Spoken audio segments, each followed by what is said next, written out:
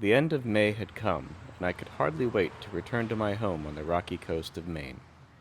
It is a long journey, and I was weary when my car came to a halt in the driveway.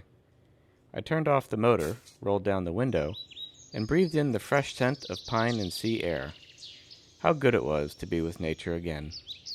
As soon as I left my car, I noticed 3 chipmunk holes in the driveway near my front tire. "Gracious!" I cried. "I might have driven right over them." "No need to worry," a friend assured me. Chipmunks always have several escape routes just in case one of their tunnel entrances should collapse. The following morning, I was determined to catch a glimpse of a chipmunk climbing out of one of those holes.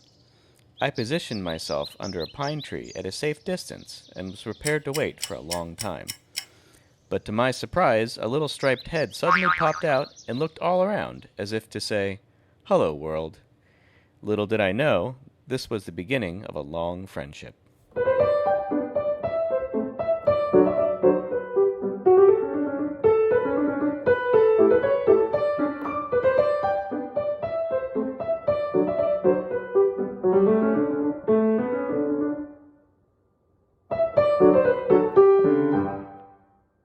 Belinda, as I decided to call her, soon made herself known everywhere.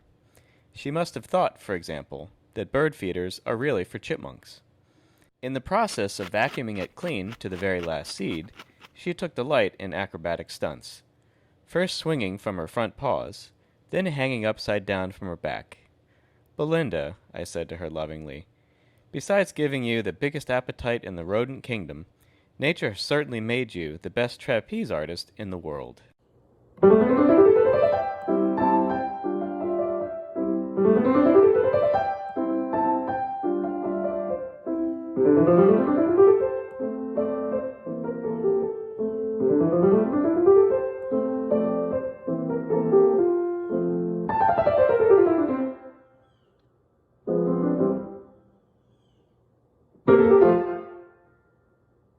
I often sit outside by the cliff's edge and lose myself in the glorious view, the sun glistening on the ocean and the waves crashing on the rocks below. To my left is a table on which I keep books, paper, pencils, and, of course, a jar of birdseed. One day I accidentally left the jar uncovered. Nothing ever escaped Belinda's notice. In a flash, she hopped onto the table and just as quickly came to a halt when she saw the jar. "That's the strangest looking chipmunk feeder I ever saw," she seemed to be thinking. "I wonder if it's safe." But curiosity got the better of her, and in one leap she was perched on the thin rim of the jar.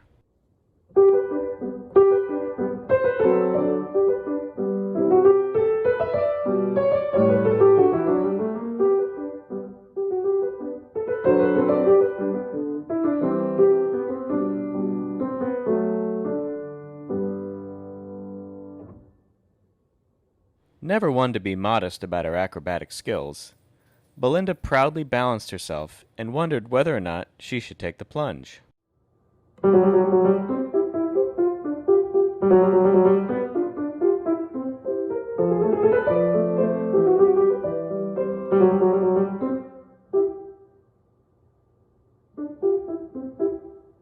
Belinda didn't wait too long, though. Grasping the rim of the jar with her 5 tiny toes on her hind legs, she dove in head first and gorged herself to her heart's content. "Why do you look so surprised?" she seemed to say. "Headstands are all in a day's work."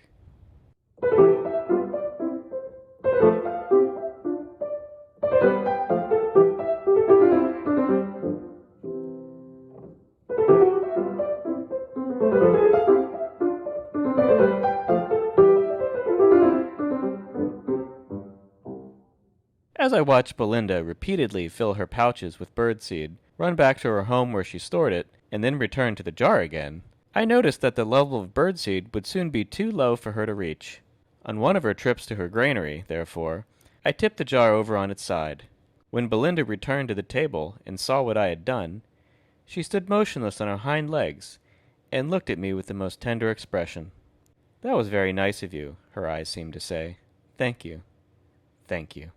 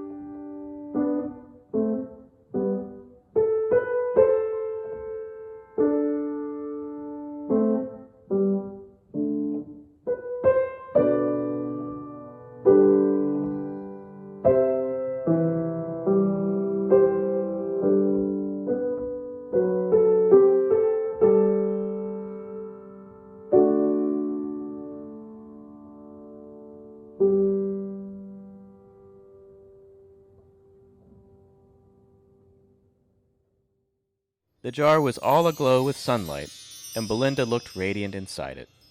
If ever a chipmunk entered heaven itself, it must surely have been Belinda.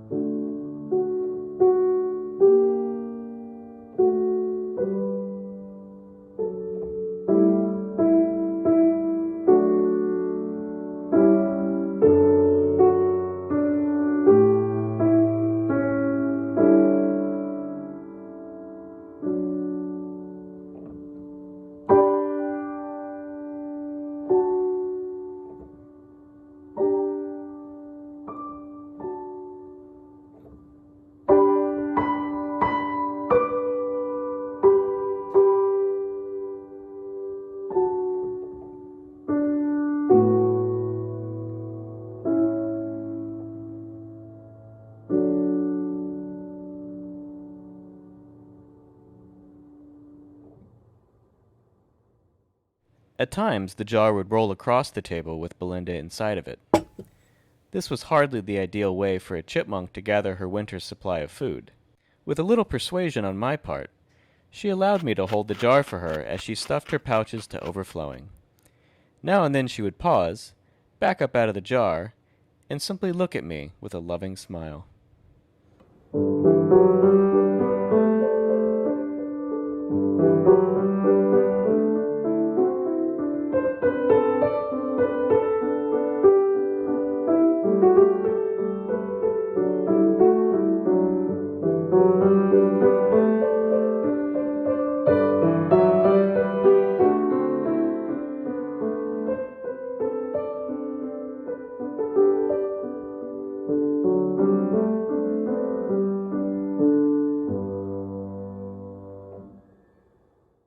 As the summer grew longer, Belinda became more and more affectionate. Because the jar offered her no direct contact with me, she soon preferred instead to vacuum the birdseed right out of my palm. Never once did she scratch me, nor did she ever mistake my finger for a sunflower seed. In fact, everything about her behavior pointed to one thing. She trusted me as one would a dear friend.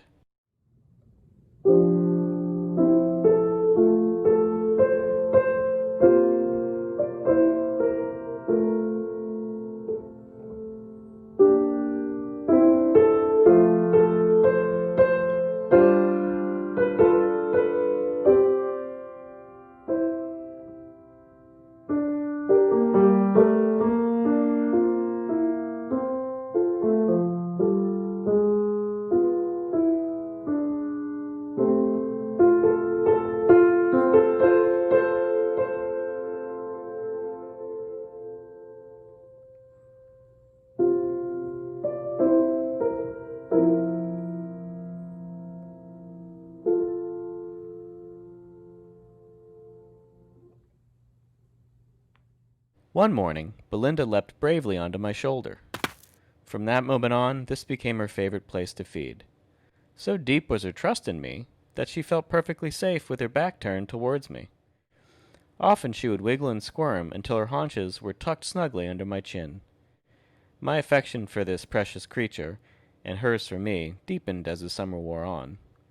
"If the jar is your heaven," I told her one day, "then you are one of heaven's angels."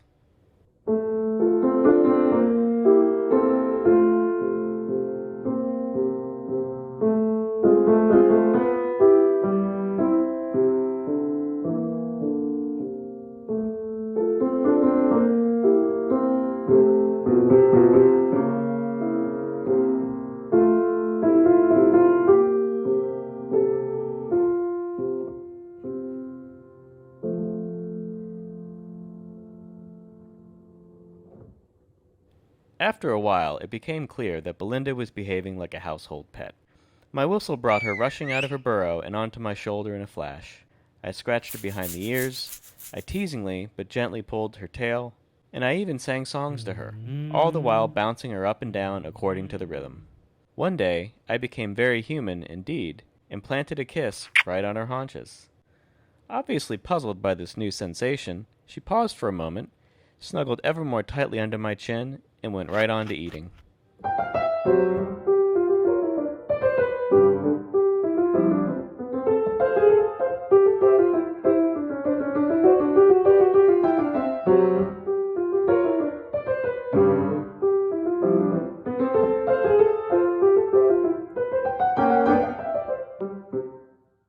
The fall season comes quite suddenly, and Belinda stayed longer and longer in her burrow. Did you know that chipmunks build luxurious homes for themselves? There is a nesting chamber, 2 or 3 storage chambers, and as many as 8 smaller rooms. And that is not all. Since they construct tunnels that can actually reach 100 feet in length, chipmunks also build galleries along the way called side pockets. Belinda, then, was living in an underground mansion, one that is the envy of all other creatures. As I packed my car for my return to New York, I felt comforted to know that Belinda would be safe and warm throughout the winter. I knew one other thing, too. She had the biggest supply of birdseed in all of chipmunkdom. As I entered the car to leave, Belinda suddenly leapt out of one of her holes. I could tell by her expression that she sensed my departure and simply wanted to send a farewell chirp. Be a good girl, I told her, and I promised to return next summer with a fresh supply of birdseed. Take care of yourself, dear friend. I'll think of you often. As the car rolled out of the driveway, Belinda flashed me the saddest smile and disappeared into the earth.